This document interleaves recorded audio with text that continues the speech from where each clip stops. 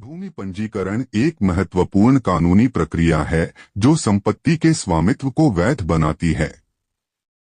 भारत सरकार ने हाल ही में इस प्रक्रिया को तेज, सुरक्षित और पारदर्शी बनाने के लिए कई नए नियम लागू किए हैं। इन बदलावों का मुख्य उद्देश्य धोखाधड़ी को रोकना और डिजिटल तकनीक का उपयोग करके प्रक्रिया को सरल बनाना है।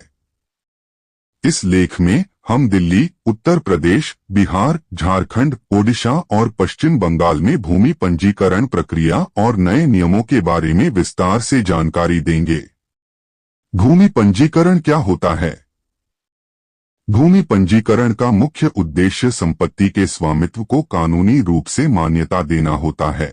यह प्रक्रिया संपत्ति के खरीदार और विक्रेता दोनों के लिए आवश्यक होती है ताकि भविष्य में किसी भी तरह के विवाद से बचा जा सके।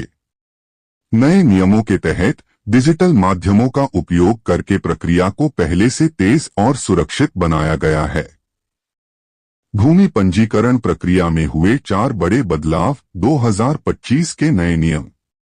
सरकार ने भूमि पंजीकरण प्रक्रिया को आसान और पारदर्शी बनाने के लिए 4 महत्वपूर्ण बदलाव किए हैं। ऑनलाइन प्रक्रिया। अब सभी जरूरी दस्तावेज ऑनलाइन अपलोड किए जा सकते हैं। आवेदक को रजिस्ट्रार कार्यालय जाने की जरूरत कम होगी। आधार कार्ड लिंकिंग। अब संपत्ति रिकॉर्ड को आधार कार्ड से जोड़ना अनिवार्य कर दिया गया है। इससे फर्जी दस्तावेजों पर रजिस्ट्री होने की संभावना कम होगी। Video recording. खरीदार और विक्रेता के बीच पूरी प्रक्रिया की वीडियो रिकॉर्डिंग होगी। इससे धोखाधड़ी रोकने में मदद मिलेगी। डिजिटल भुगतान। स्टाम्प ड्यूटी और पंजीकरण शुल्क का भुगतान ऑनलाइन करना अनिवार्य होगा। इससे भ्रष्टाचार और बिचौलियों की भूमिका खत्म होगी। राज्यवार भूमि पंजीकरण प्रक्रिया और शुल्क। 1. दिल्ली में भूमि पंजीकरण। स्टाम्प ड्यूटी पुरुषों के लिए 6%, महिलाओं के लिए 4%। प्रक्रिया। सभी दस्तावेज ऑनलाइन अपलोड करें। स्टाम्प ड्यूटी और रजिस्ट्रेशन शुल्क भरें।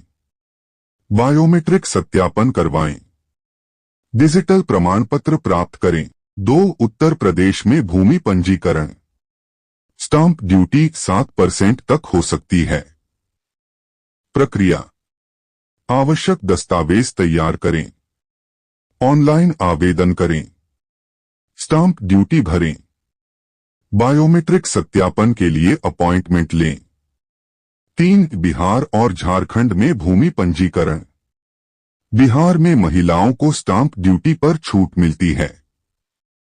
झारखंड में national generic document registration system NGDRS अपनाया गया है। प्रक्रिया। जरूरी दस्तावेज तैयार करें। ऑनलाइन आवेदन भरें। शुल्क भुगतान करें। बायोमेट्रिक सत्यापन करवाएं। 4. ओडिशा और पश्चिम बंगाल में भूमि पंजीकरण। ओडिशा। भूमि रिकॉर्ड्स को डिजिटलाइज किया गया है। स्टाम्प ड्यूटी 5% तक हो सकती है। पश्चिम बंगाल। भूलेख पोर्टल लॉन्च किया गया है जिससे भूमि रिकॉर्ड्स की ऑनलाइन जांच आसान हो गई है। शहरी क्षेत्रों में अतिरिक्त अधिभार लागू होता है। भूमि पंजीकरण की पूरी चरणबद्ध प्रक्रिया। Step by step guide.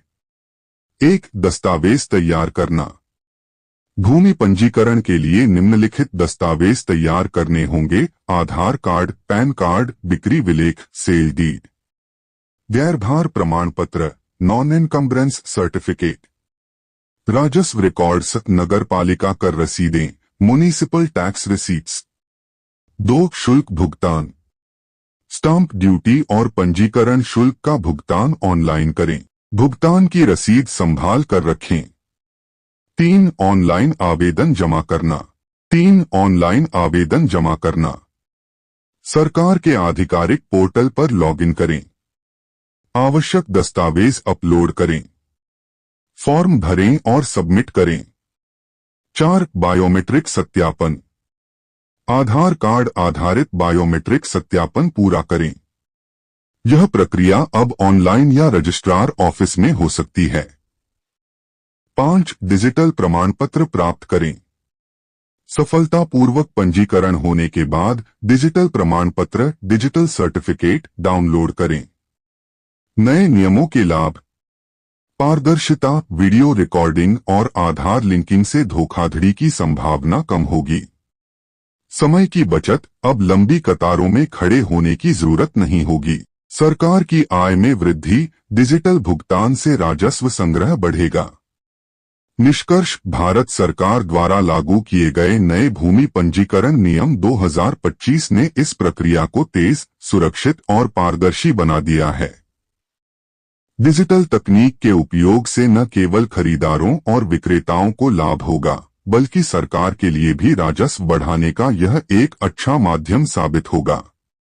अगर आप 2025 में अपनी भूमि की रजिस्ट्री करवाने जा रहे हैं, तो अब पूरी प्रक्रिया ऑनलाइन, आसान और सुरक्षित हो चुकी है।